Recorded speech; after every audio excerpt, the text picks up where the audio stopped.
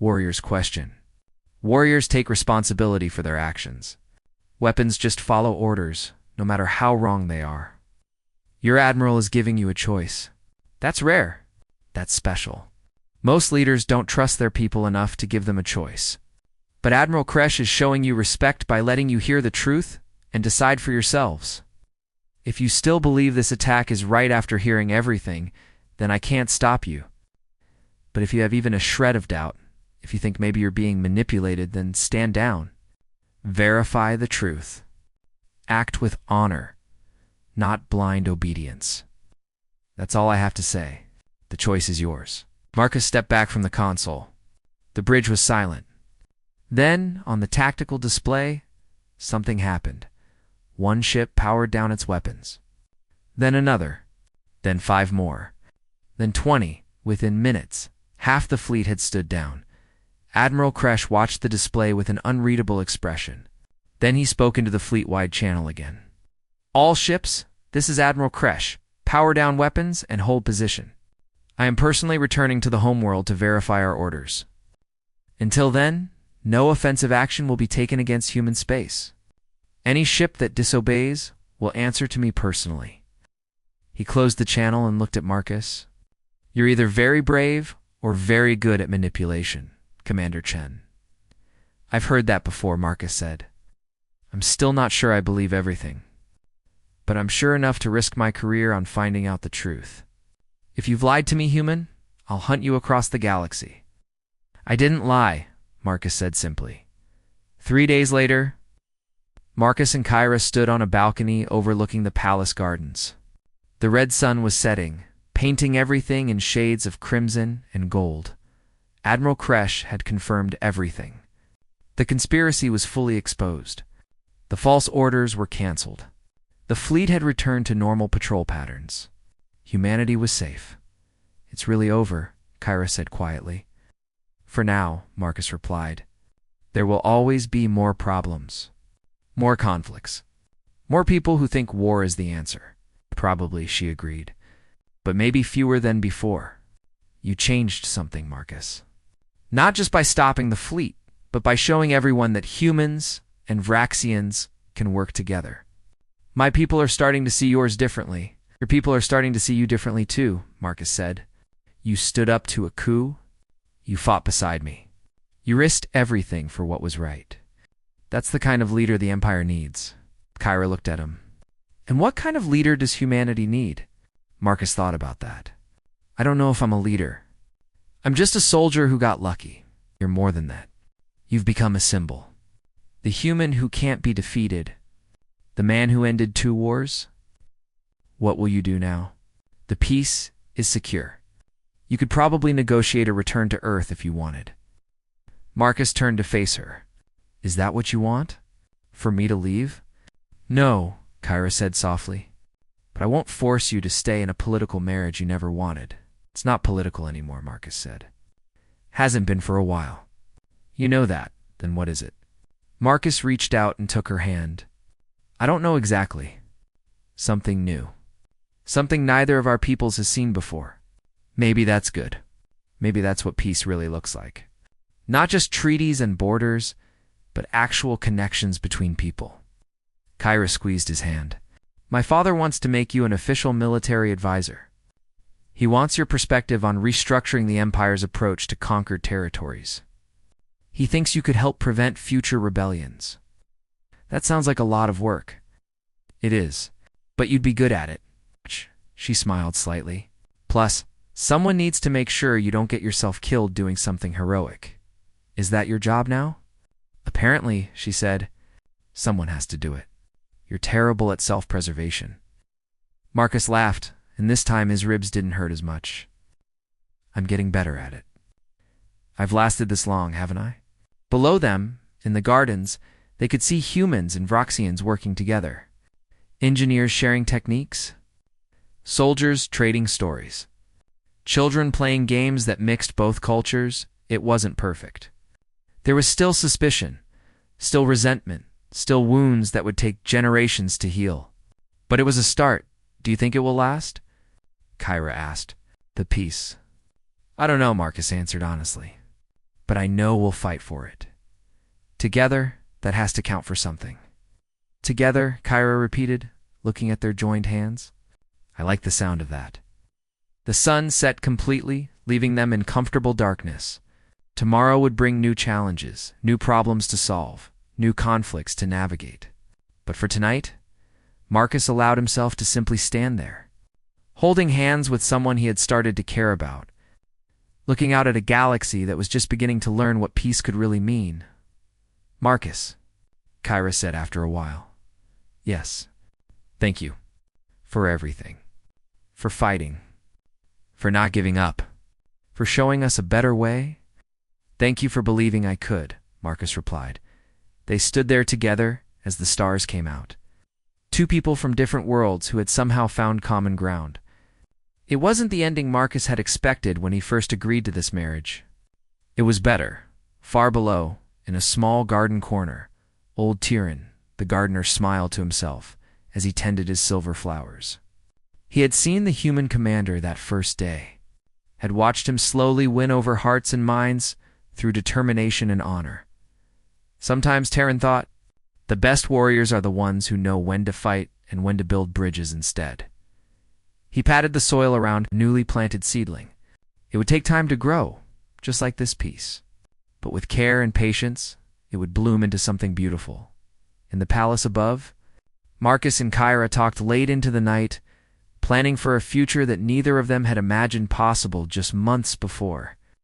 A future built not on conquest or surrender, but on mutual respect and shared purpose.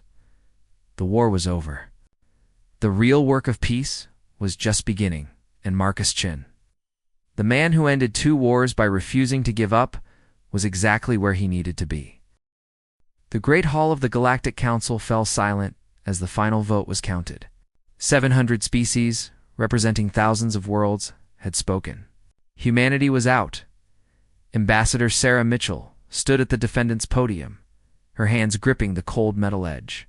She watched as the holographic display showed the results in bright red numbers. 83% had voted for expulsion. Only the smaller species, the ones humanity had helped during the border conflicts, had voted in their favor. It was not enough. The decision is final, announced Archon Velthor, the crystalline being who led the council. His voice echoed through the chamber like shattering glass. Humanity is hereby banished from the Galactic Council. All human colonies will be quarantined. All trade agreements are void. All communication channels will be severed. You have 30 days to withdraw your people from council space. Sarah wanted to scream. She wanted to tell them this was madness. The conflict that had started this nightmare was nothing more than a trade dispute. Some council merchant had cheated human colonists, and when humans demanded justice, the council called it aggression. When humans defended their rights, the council called it warmongering. But she said nothing. She simply bowed her head and left the hall. That was 50 years ago. Captain Maya Chen stood on the bridge of the stealth ship Whisper, watching the stars through the view screen. She was born 3 years after the banishment. She had never seen the Galactic Council's Great Hall, had never walked on any alien world openly. Her entire life had been spent in the shadows, and she loved it. Captain, we're picking up something, said Lieutenant Kim from the communications station. It's a council transmission. Encrypted, but we cracked it. Maya smiled. Cracking council encryption had become easy over the years. They still thought humanity was using pre-banishment technology. They had no idea how far humans had come. Play it, Maya ordered. The voice that came through was nervous. It belonged to a Zakan commander, one of the telepathic species that had pushed hardest for humanity's expulsion. Hey, Command. This is Battle Group 7. We've lost contact with the scout ship Eternal Dawn. Last known position was Sector 447, near the old human quarantine zone. Their final transmission they mentioned seeing ships. Lots of ships. But there's nothing on our scanners. Requesting backup, and the transmission cut off suddenly. Maya exchanged glances with her crew. They all knew what this meant. They found one of our outer positions, said Kim quietly. Not exactly found, Maya corrected. We let them see what we wanted them to see. For 50 years, the Galactic Council had assumed humanity was broken. They imagined Earth as a dying world, cut off from resources and technology, slowly fading into irrelevance. They were wrong. So very wrong. The banishment had hurt, yes. Those first 5 years were desperate. Colonies struggled without council technology. Earth's economy crashed. People died. But humans did what they always did when faced with extinction. They adapted. They evolved. They got creative. Maya pulled up a star chart on her personal display. To the council, it showed the quarantine zone around Earth and its nearby colonies. A small bubble of space, easily monitored, easily contained. But Maya's chart showed the truth. Scattered across hundreds of light years were dozens of hidden facilities. Research stations buried in asteroid fields. Military outposts, disguised as dead moons. Shipyards hidden in the debris of ancient nebulae. Manufacturing centers built inside hollow planets. The Galactic Council had given humanity a gift, though they did not know it. They had given humans 50 years to prepare without interference. 50 years to build without oversight. 50 years to become something new? Send a message to Shadow Command, Maya ordered. Tell them the Council is getting nervous. They're sending scouts. We need to accelerate the timeline. Yes, Captain, Kim replied. Message away. Maya turned back to the view screen. Somewhere out there, beyond the light of known stars, was the heart of humanity's new empire. The Shadow Council, a network of leaders, scientists, engineers, and soldiers who had spent 5 decades building a civilization in secret. They had learned from the Council's mistakes. The Council was old, rigid, and slow.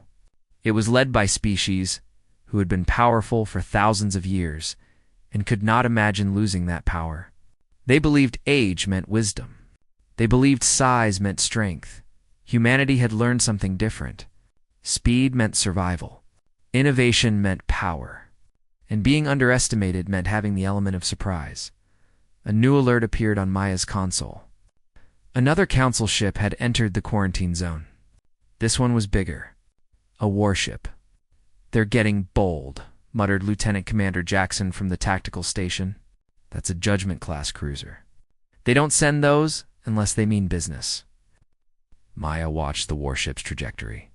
It was heading straight for one of the fake outposts humanity had set up. A decoy? A place filled with outdated equipment and old technology designed to look like humanity's best effort at rebuilding. Let them find it, Maya said calmly.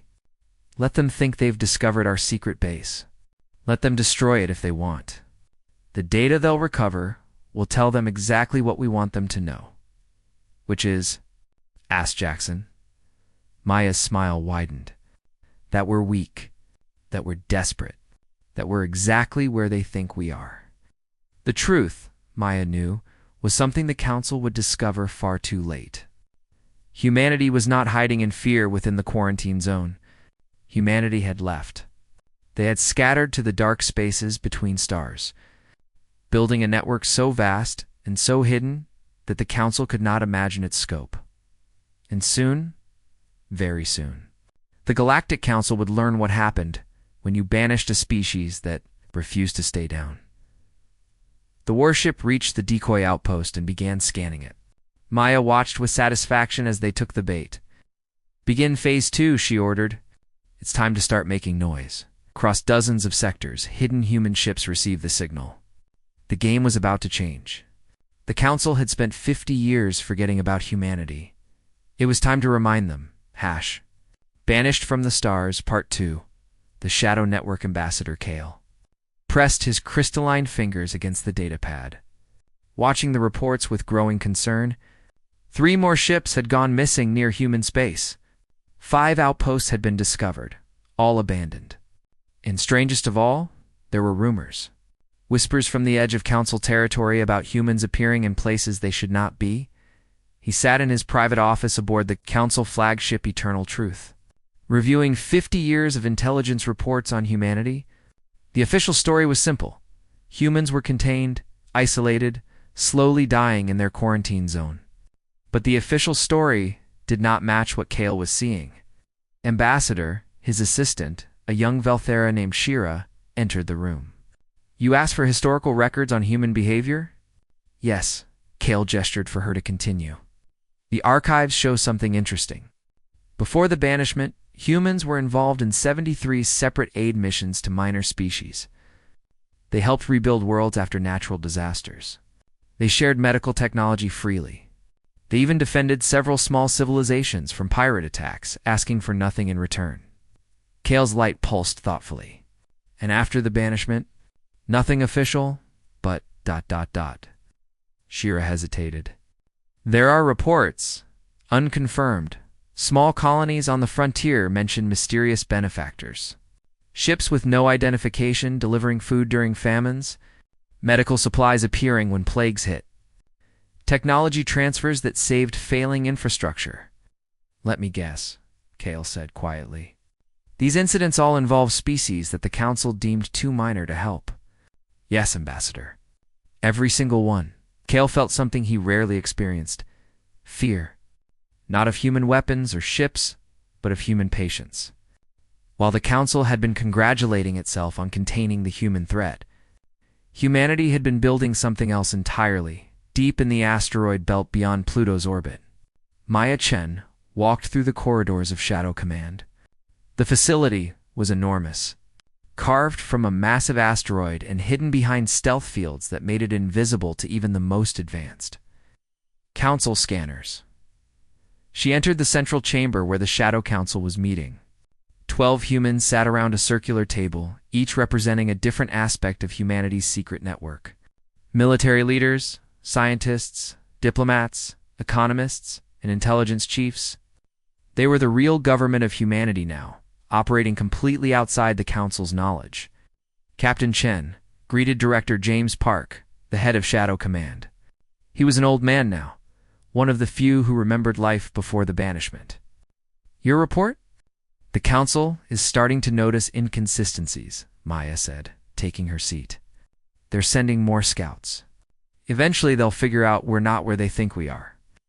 Good, said General Amara Okafor, head of military operations. Let them look. Every scout they send gives us more data on their current technology. We're 3 generations ahead of them now in stealth and propulsion systems. It's not just technology, added Dr. Sarah Nakamura, Chief of Research and Development. We've been analyzing alien tech for 50 years. We've reverse-engineered everything from Velthora energy shields to Zakan quantum communications. But we didn't just copy them. We improved them, combined them, created hybrid systems that use the best of every species' innovations. Maya nodded. She had seen these systems in action. Human ships now used Velthora shields powered by human fusion reactors, running Zakan communication networks enhanced with human encryption. It was technology the Council had never imagined because they never shared knowledge between species. Each race kept its secrets, afraid of losing advantages. Humans had no such fear. Isolation had taught them that survival meant combining every resource, every idea, every innovation into something greater. What about our external network? Asked Ambassador Michael Torres, head of diplomatic operations. Growing every day, reported Maya. We have agents on 217 worlds, not spies. Actual productive members of those societies. Teachers, doctors, engineers, traders. They're not stealing secrets. They're building relationships. And the minor species. Torres pressed. Maya smiled. They love us. Turns out, when you help people without asking for anything in return, they remember you. We've got informal alliances with 47 species that the Council barely acknowledges exist. If we needed to, we could call on them. Director Park stood, pulling up a holographic map.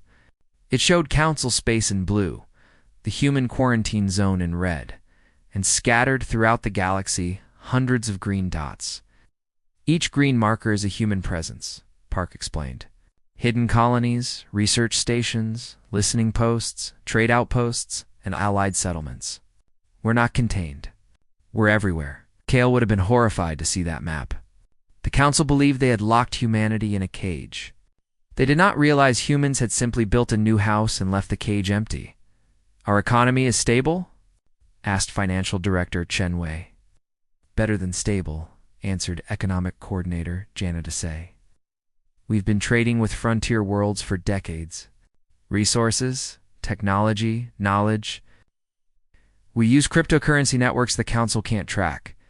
We've actually got a higher standard of living now than before the banishment and military readiness. Park asked General Okafor. We can field 300 warships within 48 hours, Okafor reported. All equipped with hybrid technology. We've run simulations against Council fleet compositions. In a straight fight, we'd lose. But we're not planning straight fights. We've mastered asymmetric warfare. Hit and fade. Guerrilla tactics. We can be anywhere and nowhere. The goal is not war, Park reminded everyone. The goal is leverage. We need the Council to understand that humanity cannot be ignored. We need them to realize that excluding us was their mistake, not ours. Maya spoke up. With respect, Director, some Council members won't care about leverage. They'll see us as a threat that must be destroyed, and we'll show them destruction is impossible, Park said firmly. We're not the desperate refugees they imagine. We're a fully functional interstellar civilization that operates outside their control. We're the thing they fear most. Proof that the Council is not necessary for survival. The meeting continued for hours, covering logistics, technology development, diplomatic contacts, and military preparations. Maya listened carefully, understanding the scope of what humanity had built. The Galactic Council was an empire of stars, ancient and powerful. But the Shadow Council was a web of connections, hidden and resilient. Empires could fall when their centers were destroyed, but webs simply rerounded around damage. As the meeting ended, Maya returned to her ship. The Whisper was ready to launch on another intelligence mission. This time, she would be observing a major council. Military exercise near the Zaycon homeworlds. Lieutenant Kim met her at the airlock.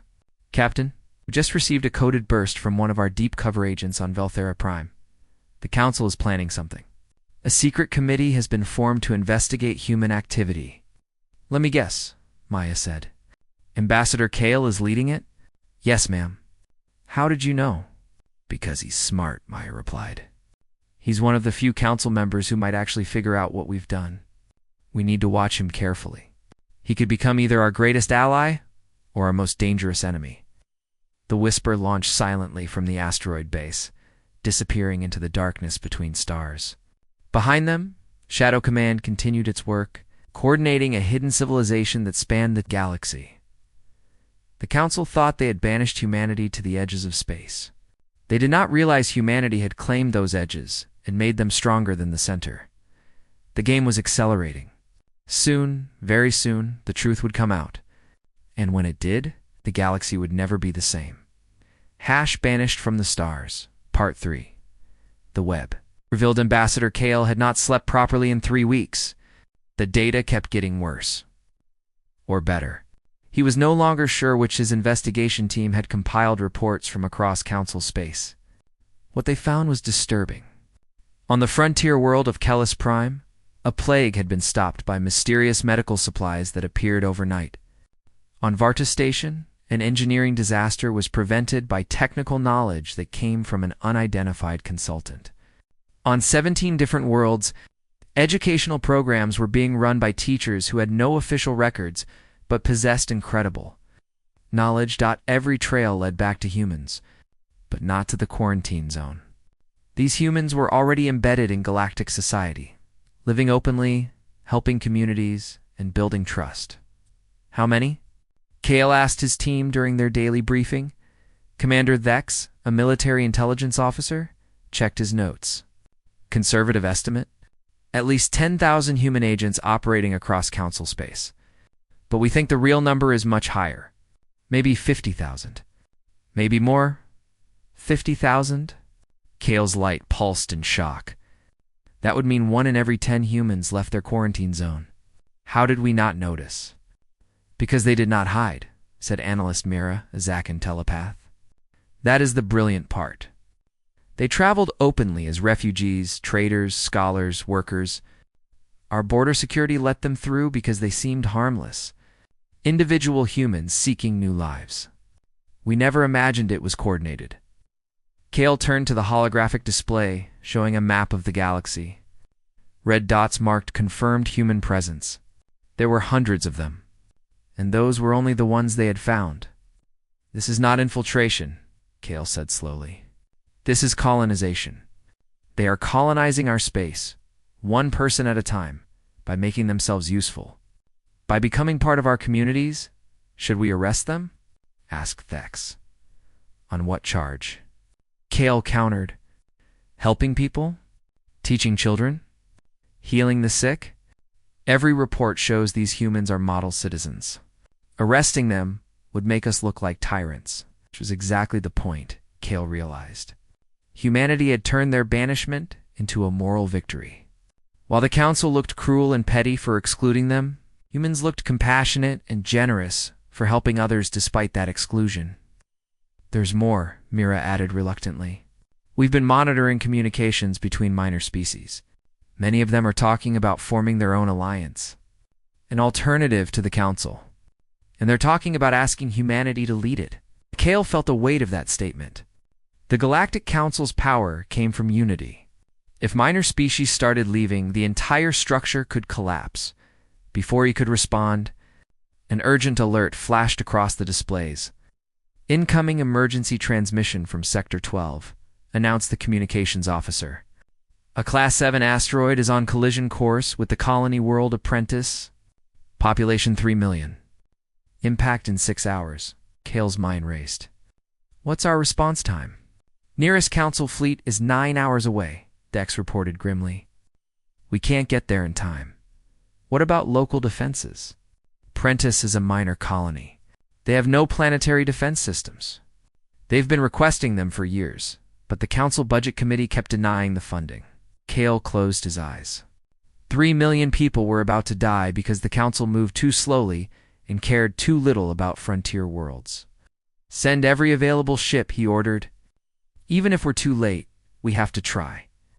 Captain Maya Chen received the alert about Prentice while en route to another mission. She pulled up the data and ran quick calculations.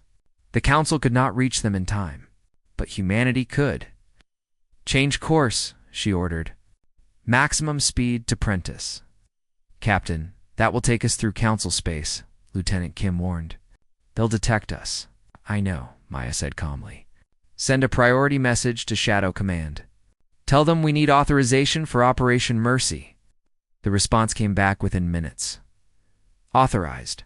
Execute immediately. Maya's ship was not alone. Across a dozen sectors, human vessels received the same orders. They converged on Prentice from multiple directions, their stealth fields deactivated. For the first time in 50 years, humanity was about to show its true strength in public. On Prentice, people watched the sky with terror. The asteroid was visible now, a growing point of light that meant death. Parents held their children. The elderly prayed to various gods. Officials desperately tried to organize evacuation, knowing there was nowhere to run. Then the ships appeared. First 1, then 3, then 12. They were sleek vessels, unlike anything the Council fielded. They moved with impossible grace, taking up positions around the asteroid. Unknown vessels. Identify yourselves, transmitted the desperate Prentice control tower. A calm voice responded. This is Captain Maya Chen of the Terran Defense Network. We're here to help, Terran. You mean human. Defenses? It could be the most fortified planet in the galaxy. Then we'll destroy it, Zek said coldly. Send a message that defying the Council has consequences. Kale felt something crack inside him. This was why the Council was dying. This arrogance, this assumption that might made right. Get out, Kale said quietly. What? Get out of my office. I won't support genocide. If that's the Council's plan, then the Council has lost its way. Glared at him. You're making a mistake, Kale. History will remember which side you chose. I certainly hope so, Kale replied. 3 days later, the hardliners got their way. A strike force of 50 Council warships, led by Zex himself, departed for Earth. It was meant to be overwhelming force. A demonstration of Council power? Maya received the alert 12 hours before the fleet would arrive. She smiled grimly. Activate Earth Defense Grid, she ordered. Full power. Let's show them what we built. Around Earth, on the Moon, on Mars, in asteroid bases, defense platforms came online. These weren't the old pre-banishment defenses. These were 50 years of human innovation, combining every technology humanity had reverse-engineered and improved. The captain said Kim nervously. There are 50 warships incoming. We only have 30 defending Earth. Don't need more, Maya replied. We're not trying to destroy them. We're trying to capture them. Capture them? You heard me. Humanity needs to prove we're not the aggressors. We need to show we can defend ourselves without killing. Ready the stasis nets. As the Council fleet approached Earth, they saw what looked like a lightly defended planet. A few dozen ships, some defensive platforms. Nothing impressive, then the trap closed. The empty space around Earth wasn't empty at all. It was filled with thousands of microscopic drones, invisible to sensors. When activated, they formed electromagnetic nets that could disable ship systems without destroying them. Within 30 minutes, all 50 Council warships were captured, floating helplessly in space. Not one shot had been fired. Not one life had been lost. Maya broadcast a message to the captured fleet. War Leader Zex, your crews are unharmed. We're sending medical teams to ensure everyone stays healthy. You'll be treated with respect and returned safely to the Council. But we need you to deliver a message. Earth is not defenseless. We don't want war, but we're fully prepared for it. Choose wisely. She ended the transmission and turned to her crew. Broadcast everything, she ordered. Every detail of this battle. Let the whole galaxy see what happened. Let them see that humanity chose mercy when we could have chosen slaughter. Within hours, the footage was everywhere. 50 Council warships, captured without bloodshed. The mighty Council military, defeated by an enemy that refused to kill. Public opinion across. The galaxy shifted like an avalanche, and in the Council chambers, Ambassador Kale watched the footage with a mixture of relief and sadness. Relief that millions of lives had been spared. Sadness that it had come to this. He stood and addressed the Council. We have one choice left, he said. We negotiate, or we watch our civilization crumble while humanity builds a better one without us.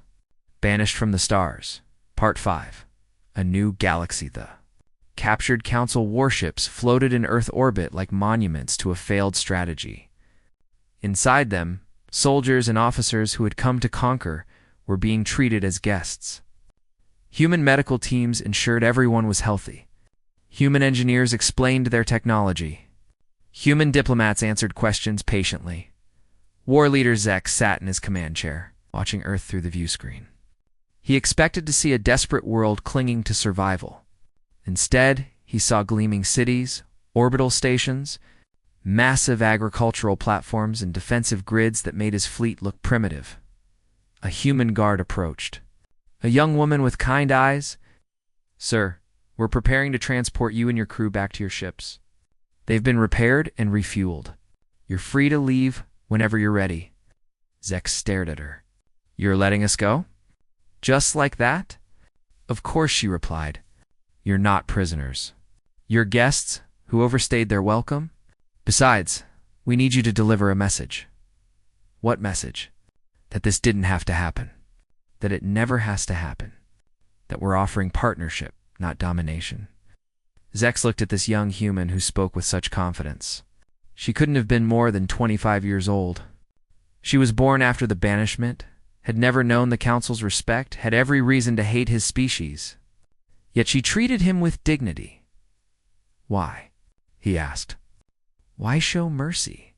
We came to destroy you, the guard smiled sadly. Because destroying you would make us exactly what the Council feared we were. Because violence creates more violence. Because somebody has to break the cycle. It's the footage of Earth's defense and the subsequent treatment of captured soldiers. Spread across the galaxy faster than any news in history. Every species, every world, every individual with access to galactic networks saw what happened. They saw Council ships disabled without casualties. They saw human medical teams treating their enemies with care. They saw prisoners being returned safely with their dignity intact. And most importantly, they saw the contrast between council aggression and human restraint. Ambassador Kale watched the political fallout from his office. 17 species formally withdrew from the council within the first week. 43 more announced they were reviewing their membership. Protest movements erupted on dozens of worlds, demanding their governments negotiate with humanity. The old power structure was collapsing. But what would replace it? 6 weeks after the failed attack on Earth, the first Galactic Assembly meeting convened. It was held not on a council world, but on a neutral space station that humanity had built specifically for this purpose. The station, called Unity, was itself a message, built with hybrid technology from dozens of species, powered by shared resources designed to accommodate any form of life. Captain Maya Chen, now promoted to admiral, stood in the observation deck watching delegates arrive. Ships from hundreds of worlds, representing thousands of species. Some were former council members who had defected. Others were minor civilizations that had never been allowed council representation. Many were species humanity had helped over the years. Director Park joined her at the window, nervous. Park asked. Terrified, Maya admitted. We're trying to rebuild galactic civilization. What if we get it wrong? Then we adapt, Park replied. That's what humans do. We try, we fail, we learn, we improve. And this time, we're doing it with partners. The assembly hall was different from the old council chamber. No hierarchy of seating, no positions of honor for ancient species. Instead, a circular arrangement where every delegate sat at the same level. A physical representation of equality, Ambassador Kale sat in the delegation from the Velthira, one of the few council species that had chosen to join the assembly. He looked around at the diverse crowd and felt something he hadn't felt in years. Hope. Director Park stood to open the session. Welcome, she said, her voice carrying through translation systems to every being present. 50 years ago, humanity was banished from galactic society. Today, we're helping to build a new one. Not because we want revenge, but because we believe the galaxy can do better. She gestured to the holographic display showing the assembly charter. This document establishes new principles for interstellar cooperation. First, all species are equal, regardless of age or technology level. Second, membership is earned through contribution, not inherited through tradition. Third, decisions are made collectively, with every voice heard. Fourth, resources are shared fairly, with special attention to helping developing worlds. Fifth, military force is used only for defense and humanitarian purposes. Murmurs of approval spread through the hall. The assembly will have committees for defense, trade, science, education, healthcare, and environmental protection. Every member species can participate in any committee. Leadership positions rotate every 5 years. No permanent seats. No inherited power. Kale watched as species that had been rivals for centuries nodded in agreement. The humans had done something remarkable. They had created a structure where cooperation was more valuable than domination. We also propose technology sharing, Park continued. Humanity will contribute all our hybrid technologies. We ask that other species share their innovations as well. Together, we can solve problems that no single species could tackle alone. A delegate from the Kellis raised a hand. What about the old council? Will we be at war with them? No, Park said firmly. We're not at war with anyone. The council is welcome to continue existing. But we won't interact with them unless they reform. Species can choose which organization to join. We're offering an alternative, not demanding submission. The session continued for hours, discussing details, debating procedures, establishing protocols. It was messy, complicated, and sometimes frustrating. But it was also democratic, inclusive, hopeful. 5 years passed, the Galactic Assembly flourished, while the old council slowly faded. More species joined the assembly every year, attracted by its fairness and effectiveness. Trade networks expanded. Scientific collaborations produced breakthrough after breakthrough. Conflicts that would have turned into wars were resolved through mediation. The old council didn't disappear, but it became irrelevant. A handful of ancient species clung to it, maintaining traditions that no one else cared about. History had moved on without them. Admiral Maya Chen stood in Unity Station's command center, watching the latest assembly session. Today's topic: establishing joint colonies where multiple species could live and work together. It was an ambitious project, but no more ambitious than what humanity had already accomplished. Admiral, said Lieutenant Kim, still her aide after all these years. We have visitors. Maya turned to see a delegation entering the command center. At its head was Ambassador Kale, now retired from formal politics, but still influential as an advisor. Kale, Maya greeted him warmly. What brings you here? A request, Kale said. The Velthor Academy of History wants to establish a research center. It's dedicated to studying the transition from council to assembly. They want to understand how humanity managed it. They're asking if you'd consult. Maya smiled. Tell them I'd be honored. But not just me. This wasn't a human achievement. It was a galactic achievement. Kale's light pulsed with amusement. Spoken like a true diplomat. You've changed, Maya. When I first encountered you, you were an intelligence officer hiding in shadows. The shadows serve their purpose, Maya replied. Now we need people who can work in the light. They walked together to the observation deck, looking out at the traffic around Unity Station. Ships from hundreds of worlds coming and going in peaceful commerce. Do you ever regret it? Kale asked. The banishment, I mean. If the Council had accepted humanity from the beginning, none of this would have been necessary. Maya considered the question. The banishment hurt. People suffered. People died. But it also forced us to become something better. We couldn't rely on Council's support, so we learned to be self-sufficient. We couldn't demand respect, so we learned to earn it. We couldn't enforce our will, so we learned cooperation. She turned to face Kale directly. If the Council had accepted us, we'd probably still be arguing about trade disputes and military positioning. The banishment gave us something more valuable: perspective. We learned what it's like to be powerless, to be excluded, to be forgotten. And we decided never to make others feel that way. So you're grateful for the banishment. Grateful for what we became because of it. Maya corrected. The pain was real, but so was the growth. Below them, a transport ship docked at the station. Its cargo bay opened to reveal supplies for a frontier world recovering from a natural disaster.